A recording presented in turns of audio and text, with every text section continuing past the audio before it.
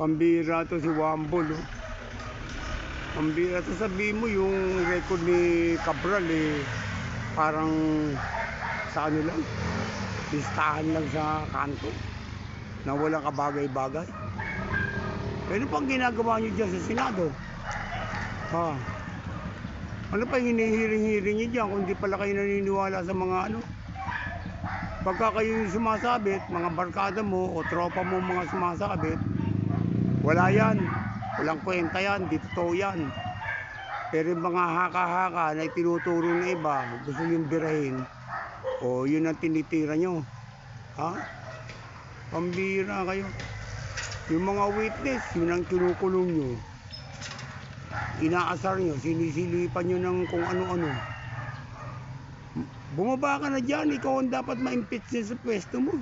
Nangagaw ka ng pwesto, tapos wala ka palang... Tagal nyo na dyan, wala naman kayo nagawa. Ano bang ginawa nyo dyan? Katulad nitong kay ano, Diskaya.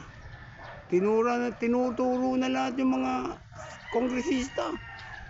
Hiniling nyo ba? Pinatawag nyo ba? Wala. Ikinulong nyo pa si Diskaya. Si Diskaya. Pambira yan.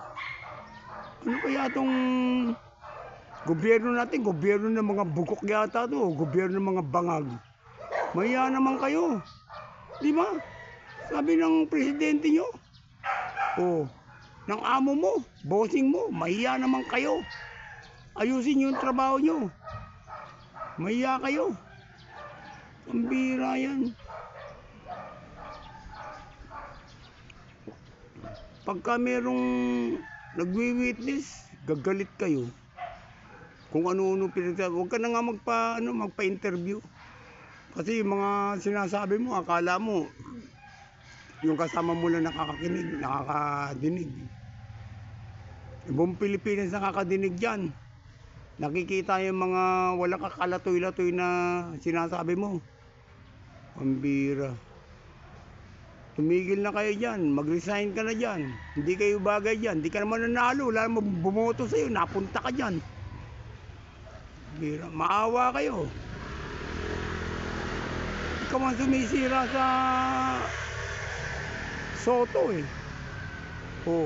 wala nang Sotong papasok, tanga lang ang boboto sa Soto.